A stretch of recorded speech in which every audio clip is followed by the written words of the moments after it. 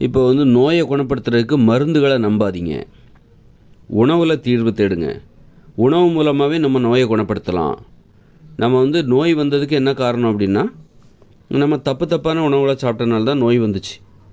நம்ம மனிதர் இப்போ ஆடு மாடுகளுக்கெல்லாம் ஏன் நோய் வரலன்னா, அவைகளுக்கு மாடு புல்லை சாப்பிட்டா தான் அதை மட்டும் தான் சாப்பிடும். அது போய் மாமிசத்தையோ மீனையோ பிடிச்சி சாப்பிட்றதில்ல. ஒரு மாடு முட்டையை சாப்பிட்றதில்ல. அதனால தான் அதுகளுக்கு நோய் வர்றதில்லை. நமக்கு கேள்விகள் இருக்குல்ல, அப்புறம் ஆடு ஏன் நோய் வர்றதில்லைன்னா, அதுக்கு என்ன சாப்பிடணுமோ அது தான் சாப்பிடுது. அது இலை தழைகளை மேயுது. அதனால் அதோட உணவு அதுதான். ஒரு ஆடு ஓணானை பிடிச்சி சாப்பிடல, மீனை பிடிச்சி சாப்பிடல. அதனால தான் அப்படி சாப்பிட்ருந்தா ஆட்டுக்கும் நோய் வந்திருக்கும். அதுக்குன்னு ஒரு கட்டுப்பாடு இருக்குது. ஒரு சிங்கமோ சிறுத்தையோ அதுகளுக்கு ஏன் நோய் வரல அப்படின்னா, அவை ஒன்றும் பழங்களை சாப்பிடவில்லை, காய்கறிகளை சாப்பிடவில்லை. பசியோடு கிடந்தால் கூட காய்கறிகளை சாப்பிடாது, பழங்களை சாப்பிடாது. அந்த மாதிரி அதனால தான் அவைகளுக்கு நோய் வருது. அதனால் நமக்கு நோய் ஏன் வருதுன்னா, நம்ம தப்பாக நாம் சாப்பிடக்கூடாத உணவுகளெல்லாம் சாப்பிட்றோம். அரிசி, கேழ்வரகு, கோதுமை, தேன், பால், தயிர், மோர், வெண்ணெய், நெய், மீன், மாமிசம் இதெல்லாம் சாப்பிட்றோம். இதனால தான் நோய் வந்துச்சு. நோய் வந்தோடனே என்ன பண்ணுறோம்? தப்பை திருத்திக்காமல் திரும்பவும் நம்ம என்ன பண்ணுறோம்? நம்முடைய தவறுகளை திருத்தி கொள்ளாமல் மீண்டும் தவறுகளை தொடர்ந்து செஞ்சுக்கிட்டே மருந்து சாப்பிட்டு அதை சரி பண்ண பார்க்குறோம். நம்ம ஏன் நோய் வந்தது? நீ தப்பாக உணவை சாப்பிட்டதுனால தான் உனக்கு நோய் வந்தது. அப்போ அந்த தப்பை திருத்திக்காமல் மாமிசத்தை சாப்பிடுவதை நிறுத்திவிட்டு மனிதர்கள் என்ன சாப்பிடணும்? இயற்கை எதை அனுமதித்திருக்கிறது? காய்கறிகள், கீரைகள், கிழங்குகள், பழங்கள், பயிர் வகைகள், பருப்புகள், கடலைகள், காளான். இதுதான் மனிதர்கள் உண்ண வேண்டிய உணவு. அதை சாப்பிட்ருக்கணும். ஆனால் மனிதர்களுக்கு தெரியாது. மனிதர்களின் உணவு எதுன்னு தெரியாது. தெரியாமல் தான் சாப்பிட்றாங்க. தெரிஞ்சுக்கிட்டே ஒன்றும் அவங்க இன்னும் சாப்பிடல. திருடக்கூடாதுன்னு தெரியும். திருடக்கூடாதுன்னு தெரிஞ்சும் திருடுறாங்களா, அவங்கள தான் நம்ம பிடிச்சி தண்டனை கொடுக்குறாங்க. அப்போ மனித உணவு எதுன்னு தெரிஞ்சால் நாங்கள் அதை மட்டுமே சாப்பிட்டு போயிடுவோம். இன்னும் அந்த ஒரு கருத்து இல்லைல்ல. மனிதர்களின் உணவு எது அப்படிங்கிற கருத்து இங்கே வேறுபாடுகள் தான் இருக்குதுன்னே தவிர அந்த கருத்தில் ஒற்றுமை இல்லை. இப்போ தான் நான் அதை கண்டுபிடிச்சிருக்கேன். அதுக்கு ஒரு வரையறை கொடுக்குறேன். இதுதான் மனித உணவுன்னு நான் அதை கண்டுபிடிக்கிறேன்.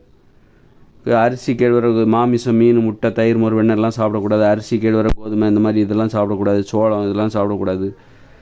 அப்படி இருக்கும்போது எது மனித உணவு அதை மட்டுமே சாப்பிட்டாலே உங்களுக்கு நோய் வராது. நோய்களுக்கான மருந்து உங்கள் உடம்புல நோய் இருக்கா, நான் சொல்கிற உணவை சாப்பிடுங்க, உங்களுக்கு நோய் வராது. நான் மனித உணவுன்னு எதை சொன்னோன்னா அதை சாப்பிடுங்க, மருந்து நோய்கள் வராது. அப்படின்னா மருந்து சாப்பிட்டா என்ன ஆகும் அப்படின்னா, மன அழுத்தம் அதிகமாகும். உணவு மூலமாகவே தீர்வு தேடுங்க. உணவு மூலமாகவே தீர்வுகளை தேட வேண்டும். எதுக்காகன்னா, இப்போ நீங்கள் மலச்சிக்கல் அப்படின்னு வச்சுக்கோங்களேன். உங்களுக்கு மலச்சிக்கல் சரியாக மலம் போக மாட்டேங்குது அப்படின்னா நீங்கள் என்ன பண்ணணும்? அதுக்கு உடனே என்ன பண்ணுறீங்க? திரிபலாதி சூரணம் இந்த மாதிரி ஏதாவது மருந்து, இல்லாத ஆங்கில மருத்துவத்தில் ஒரு மருந்து டல்கோஃப்ளக்ஸு அப்படின்னு ஏதோ ஒரு மருந்து இருக்குது. டெய்லி அந்த மாத்திரை நைட்டு போட்டால் காலையில் நல்லா மோஷன் போயிடும். அது மாதிரி திரிபலாதி சூரணம் சாப்பிட்டா, கடுக்கா பொடி சாப்பிட்டா மோஷன் போயிடும் அப்படின்னு டெய்லி சாப்பிட்றீங்க. சாப்பிட்டா தான் போகும். ஒரு 10 நாள் சாப்பிட்டு சரியாயிடும், அதுக்கப்புறம் தேவையில்லைன்னு கிடையாது. டெய்லி அந்த கடுக்கா பொடியை சாப்பிட்டாகணும். அப்போ தான் மோஷன் போகும். அந்த மலம் என்பது வெளியேறும். அப்படின்னா மன அழுத்தம் தான் ஆகும். சாப்பிட்டா தாங்க போகுது, அந்த பொடியை சாப்பிட்டா தான் போகுது. அதுக்கு பதிலாக நீங்கள் என்ன பண்ணணுன்னா, திராட்சை பழம் சாப்பிடுங்க. தினமும் 1/4 கிலோ திராட்சை பழம் சாப்பிடுங்க. திராட்சை பழம் கிடைக்கலையா, பப்பாளி பழம் சாப்பிடுங்க. பப்பாளி பழம் கிடைக்கலையா, சாத்துக்குடி, ஆரஞ்சு பழம் 2-3 சாப்பிடுங்க தினமும். இது இல்லைன்னா அது. இப்படி உணவில் நிறைய தீர்வு இருக்குது. பப்பாளி பழம், சாத்துக்குடி, ஆரஞ்சு, அப்புறம் திராட்சை பழம், அப்புறம் அன்னாசி பழம். இப்படி மலச்சிக்கலுக்கு தீர்வு தருகிற உங்களுக்கு தெளிவாக பார்க்க முடியும். ஒரு மருந்து சாப்பிட்டா கூட அந்த அளவுக்கு மலம் கழியாது மலச்சிக்கல். ஆனால் அந்த உணவு மூலமாக மலச்சிக்கலை போக்கும்போது என்ன ஆகும்னா, உங்களுக்கு மன அழுத்தம் இருக்க ஜாலியாக இருக்கும். ஒரு கடுக்கா பொடியை சாப்பிட்டு தண்ணி குடிக்கிறது அவ்வளோ கஷ்டமாக இருக்கும். ஒரு திரிபலாதி சூரணத்தை வாயில் போட்டு குடிக்கிறது அவ்வளோ கஷ்டமாக இருக்கும். நீங்கள் டல்கோஃப்ளக்ஸ் ஆங்கில மருத்துவத்தில் அதுக்குன்னு ஒரு அந்த மருந்து இருக்குது. அதை சாப்பிட்டிங்கன்னா என்ன ஆகும்னாக்கா, உங்களுக்கு நரம்பு தளர்ச்சி ஏற்படும். டல்கோஃப்ளக்ஸ் தினமும் டெய்லி போட்டிங்கன்னா உங்களுக்கு உடல் அது தலைவலிலாம் வரும். அந்த அளவுக்கு பக்க விளைவுகள் ஏற்படும். நீங்கள் திரிபலாதி சூரணம் டெய்லி சாப்பிட்டா தான் உங்களுக்கு மலம் கழியுதுன்னா உங்களுக்கு தூக்கம் இல்லாமல் போயிடும். ஏன்னா ரொம்ப குளிர்ச்சி, அது ரொம்ப உடம்பு குளிர்ச்சி அடைஞ்சு தூக்கம் இல்லாமல் போயிடும். சளி பிரச்சனை வந்துடும், சைனஸ் வந்துடும். குளிர் பிரதேசங்களில் இருக்கிறவங்க அதை சாப்பிட முடியுமா? அப்போது உணவு மூலமாகவே தீர்வு தேடுங்க. இப்போ அதுக்கு பதிலாக நீங்கள் மலச்சிக்கலை போக்கணுமா, போய் திராட்சை பழத்தை 1/4 கிலோ சாப்பிடுங்க. திராட்சை பழம் இன்றைக்கி கிடைக்கல அப்படின்னா 2-3 சாத்துக்குடி, ஆரஞ்சு சாப்பிடுங்க. அப்போ என்ன ஆகுனா, வயிறும் நிறையும். மருந்து சாப்பிட்டா வயிறு நிறையுமா? நிறையாது. டெய்லி 1 ஸ்பூன் கடுக்கா பொடி சாப்பிட்டா உங்களுக்கு மலச்சிக்கல்லாம் போயிடும். அப்படின்னா கடுக்கா பொடி சாப்பிட்டா அது என்ன இனிக்கவா செய்யும்? இனிக்காது. அப்புறம் வயிறு நிறையுமா? வயிறு நிறையாது. அப்போ அது மன அழுத்தத்தை ஏற்படுத்தும். எங்கே போனாலும் கடுக்காப்பொடி டப்பாவை எடுத்துகிட்டு போயிடுவீங்க. கடுக்காப்பொடி, திரிபிளாசோர்னா இல்லை டல்கோஃப்ளக்ஸ் எதையா எடுத்துகிட்டு போயிடுவீங்க. அதுக்கு பதிலாக உணவு மூலமாகவே நீங்கள் தீர்வை தேடணும். அற்புதமான தீர்வு இருக்குது. உங்கள் உணவு முறையே எதுவாக இருக்கணும்னா, டெய்லி நான் பப்பாளி பழம், திராட்சை பழம் வாழ்நாள் முழுதும் இந்த மாதிரி சாப்பிடணும். எது மலச்சிக்கல் வராத உணவு, அதாவது மலச்சிக்கலை சரி செய்கிற உணவு எதுவோ அதை தான் உங்கள் உணவாகவே இருக்கணும். நல்ல செரிமானமாவதற்கு எந்த உணவு உதவுமோ, மலச்சிக்கலே ஏற்படுத்தாத உணவு, மலச்சிக்கல் வந்தால் கூட சரி செய்கிற உணவு, அதுதான் உங்களுடைய உணவு முறையாகவே இருக்க வேண்டும். வாழ்நாள் முழுதும் நம்ம உணவு சாப்பிட்டாகணும். அப்போ நீங்கள் சாப்பிட்ற உணவு எதுவாக இருக்க வேண்டும் என்றால், உங்களுடைய உடம்பில் நோய் வருவதை தடுக்க வேண்டும், நோய் வந்தால் குணப்படுத்த வேண்டும், நோய் வராமல் பார்த்து கொள்ள வேண்டும். அப்படிப்பட்ட உணவு எது, அதை கண்டுபிடிச்சி அதை சாப்பிட்றது தான் உங்களுடைய உணவு முறையாக இருக்க வேண்டும். அதுதான் உங்களுடைய உணவாகவே இருந்து விட்டால் நமக்கு மருந்தே தேவையில்லை. டெய்லி உங்கள் உணவில் திராட்சை பழம் இருக்குது, இல்லைன்னா சாத்துக்குடி, ஆரஞ்சு இடம்பெறுகிறது, அல்லது பப்பாளி பழம் இடம்பெறுகிறது அப்படின்னா, அப்போ உங்களுக்கு அல்லது நீங்கள் முள்ளங்கி சாப்பிட்றீங்க அப்படின்னா உங்களுக்கு மருந்தே தேவையில்லையே, மலச்சிக்கலே இருக்காத வாழ்நாள் ஃபுல்லாக. இந்த மாதிரி தான் உணவு மூலமாக மருந்து சாப்பிட்டு நீங்கள் உங்கள் நோயை குணப்படுத்தணும் அப்படின்னா உங்களுக்கு மன அழுத்தம் தான் அதிகமாகும், பயமும் அதிகமாகும். ஏன்னா மருந்து இல்லைன்னா என்ன பண்ணுறது அப்படிங்கிற பயம் வந்துடும். எல்லா நாளும் இந்த மருந்து கிடைக்குமா? இப்போ இதய நோய் இருக்குது, இதய நோய் இப்போ ஆங்கில மாத்திரை சில போட்டால் தான் இதய இடத்துல அடைப்பு அப்படின்னு சொல்லி சிலர் ஆங்கில மருத்துவத்துக்கு போகிறாங்க. அவங்க ஏதாவது ஸ்டண்ட் வச்சு விட்றாங்க இதயத்தில், அந்த இரத்த குழாயில். கடைசியில் அவங்க ஒரு மாத்திரையை எழுதி கொடுக்குறாங்க. டெய்லி 7-8 மாத்திரை சாப்பிட்டா தான் அவங்க உயிரோடு வாழ முடியும். இப்போ அந்த மாத்திரை கிடைக்கலன்னா என்ன பண்ணுவாங்க? அவ்வளோதான், இறந்து போயிடுவாங்க. எங்கேயோ ஒரு இடத்துல மாட்டிக்கிட்டாங்க, மருந்து கிடைக்காத, மாத்திரை கிடைக்காத ஒரு ஊரில் போய் மாட்டிக்கிட்டாங்க. அப்போ 2-3 நாளைக்கு அவங்களுக்கு கையில் பணம் இல்லை, மாத்திரை வாங்குறதுக்கு கையில் இருக்கிற மாத்திரை வாங்குகிற பணம் இல்லை அப்படின்னா என்ன பண்ணுவாங்க? மாத்திரை இல்லைன்னா 5 நாளில் திரும்ப அவங்களுக்கு மாரடைப்பு வர்றதுக்கு வாய்ப்பு இருக்குது. மருந்தை நம்பாதீங்க, உணவை நம்புங்க. உணவு மூலமாகவே நம்ம பிரச்சனைகளை சரி செய்திடலாம். எந்த உணவை சாப்பிட்டா இதய நோய் வராதோ, இதயம் ஆரோக்கியமாக இருக்குமோ, எந்த உணவுகளை சாப்பிட்டால் இதயம் ஆரோக்கியமாக இருக்குமோ அந்த உணவுகளை போய் சாப்பிடுங்க. இங்கே என்ன பண்ணுறாங்க? நல்லா சாப்பிட்டுட்டு ஒரு மாத்திரையை போட்டுக்கிறாங்க, மருந்தை சாப்பிட்டுக்கிறாங்க. உணவில் உள்ள தப்பை திருத்திக்க மாட்டேங்கிறாங்க, உணவுக்கு அடிமையாகி போய் கிடக்கிறாங்க. நோய்களை தருகிற உணவில் நல்லா சாப்பிட்டுட்டு அதுக்கு சாப்பிட்டு முடித்த பிறகு ஒரு மாத்திரையோ மருந்தோ போட்டுக்கிறாங்க. மருந்து எதுக்கு? நோய்களை குணப்படுத்துறதுக்கு. நீங்கள் உண்ணுகிற உணவு என்பது நோய்களை உருவாக்குவதற்கு உணவுகளை சாப்பிட்டுட்டு நோய்களை குணப்படுத்துறதுக்கு ஒரு மாத்திரையை போட்டுக்கிறாங்க. எப்படி வித்தியாசமாக இருக்குல்ல? வினோதமான மனிதர்களாக இருக்கிற அடிமைத்தனம். அதாவது நோய்களை உருவாக்குகிற உணவுகளை சாப்பிட்டு விட்டு அந்த உணவுகளை சாப்பிட்டதால் ஏற்பட்ட நோய்களை குணப்படுத்துவதற்கு ஒரு மருந்தை சாப்பிட்டுக்கிறாங்க, ஒரு மாத்திரையை போட்டுக்கிறாங்க. நல்ல சோறை சாப்பிட வேண்டியது நைட் ஆனால் ஒரு சர்க்கரை நோய்க்கு, ஒரு சுகர் நோய்க்கு ஒரு மாத்திரையை போட்டுக்கிற வேண்டியது. இன்சுலின் ஊசி டெய்லி போய் சாப்பிடு, நல்ல சோறு சாப்பிடு, கொண்டாடு, டெய்லி ஒரு இன்சுலின் ஊசி நீ போட்டுக்கோ. அப்போ அந்த ஊசி கிடைக்கலன்னா என்னாகும்? பயம், அந்த அடிமைத்தனம், மருந்துக்கு அடிமைத்தனம்.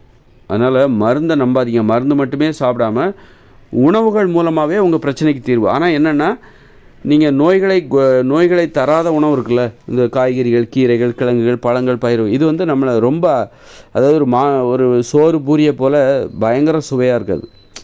ஒரு அமைதியான சுவை இருக்குது. சுவை இல்லாமல்லாம் இல்லை, ஒரு அமைதியான சுவை இதில் இருக்குது. அது பலருக்கு போதுமானதாக இல்லை, அடிமைப்பட்டு கிடக்கிறாங்க. இட்லி பூரி போல் எனக்கு இருக்கணும், அது மாதிரி சுவை இருக்கணும். செயற்கையான சுவை, வித்தியாசமான சுவை அது. இந்த இட்லி பூரியோட சுவை என்பது வித்தியாசமானது, செயற்கையானது. அது சலிச்சு போயிடும். இட்லி பூரியெல்லாம் சலிச்சு போயிடும். அதாவது டிவி எல்லாம் நமக்கு போர் அடிச்சு போச்சு. ஆரம்பத்தில் வந்தப்போ பெருசாக இருந்தது. அது மாதிரி தான் இட்லிலாம் ஒரு இடத்துல ரொம்ப ஆர்வமாக இருந்துச்சு.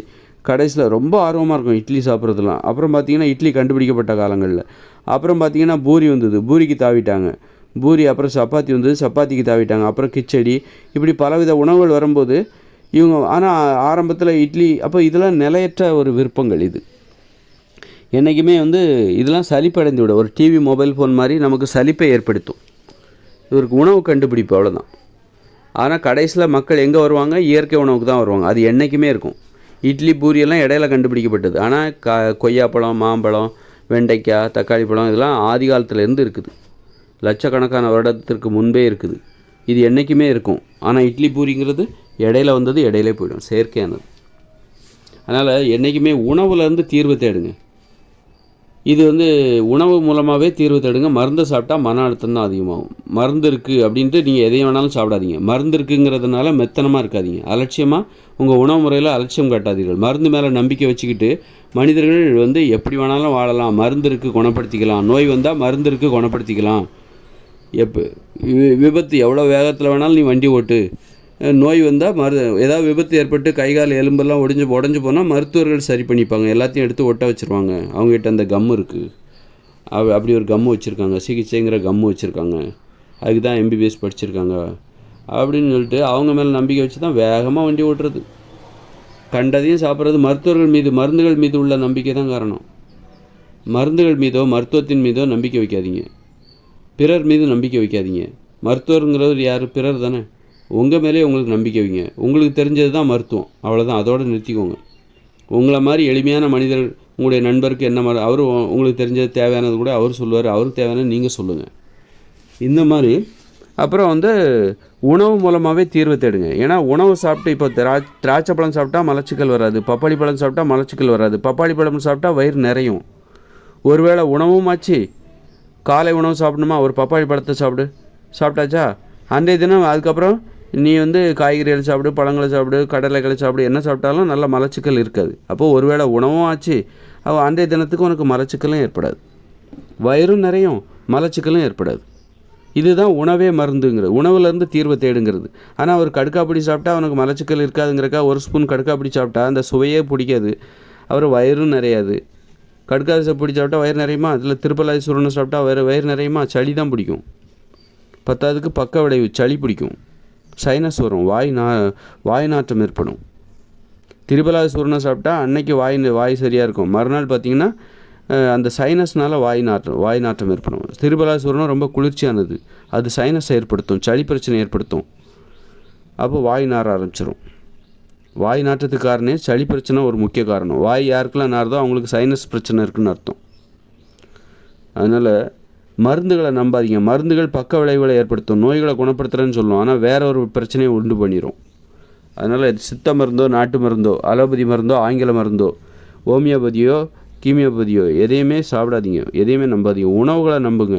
உணவுகளில் நீங்கள் தப்பு பண்ணியிருக்கீங்க, அதை திருத்துங்க. மனிதர்கள் உண்பதற்கு இயற்கையால் அனுமதிக்கப்பட்ட உணவுகளை மட்டுமே உண்டால் உங்களுக்கு நோயே வராது. மருத்துவமே தேவையில்லை, மருத்துவரும் தேவையில்லை, மருத்துவ செலவுக்கு பணமும் தேவையில்லை, மருத்துவர்களாக படிக்க வேண்டிய அவசியமே இல்லை. மனிதர்கள் எல்லாரும் உணவு கட்டுப்பாட்டை கடைபிடித்தால் இயற்கை மனிதர்கள் உண்பதற்கு எந்த உணவுகளை அனுமதித்திருக்கிறதோ அந்த உணவுகளை மனிதர்கள் அத்தனை பேரும் சாப்பிட்டால் மருத்துவம் தேவையில்லை, மருத்துவராக படிக்கணுங்கிற அவசியம் இல்லை, மருந்துகளே தேவையில்லை, ஆரோக்கியமாக வாழலாம், எளிமையாக வாழலாம், நேரம்லாம் மிச்சம். நேரத்தை இப்படி தான் மிச்சப்படுத்தணும். தேவையில்லாத வேலைகளை நம்ம பார்த்துக்கிட்டு இருக்கோம். மருத்துவராக படிக்கிறது, மருந்துகளை தேடி ஓடுறது, கண்ட நோய்களையும் கண்ட உணவுகளையும் சாப்பிட்றது, இதெல்லாம் தேவையில்லாத வேலை. அதனால் நேரம் எல்லாம் வேஸ்ட்டாக போகுது. இப்போ டாக்டருக்கு படிக்கிறதுக்கு 5 வருஷம் கஷ்டப்பட்டு படிக்கிறாங்க. அவங்கள போயிட்டு இப்போ நீ மக்கள்லாம் உணவு கட்டுப்பாட்டை கடைப்பிடிச்சா நோய்களே வராது. அப்போ அவங்க கஷ்டப்பட்டு படிக்க வேண்டிய அவசியம் இல்லை. அந்த நேரத்தில் அவங்க ஓடலாம், ஆடலாம், விளையாடலாம், குடும்பத்தோட நேரத்தை செலவழிக்கலாம். அப்போ நீங்கள் பண்ணுற தப்புனால இன்னொருத்தர் பாதிக்கப்படுறாங்க, மருத்துவர்கள் பாதிக்கப்படுறாங்க. அவங்களால அவங்க குடும்பத்தோட நேரத்தை செலவழிக்க முடியல. இன்றைக்கி மருத்துவத்தை படிக்கிறாங்க, மக்களுக்கு ஏற்பட்ட நோய்களை குணப்படுத்தணுன்ட்டு மருத்துவத்தை படிக்கிறதுக்காகவே அவங்க ரொம்ப கஷ்டப்படுறாங்க. காரணம் மக்கள் பண்ணுற தப்பு. அந்த மருத்துவர்களும் தப்பு பண்ணுறாங்க. அந்த மருத்துவர்களும் அதே உணவை தானே சாப்பிட்றாங்க. மக்கள் என்ன உணவு சாப்பிட்றாங்களோ அதே உணவு தான் அவங்களும் சாப்பிட்றாங்க.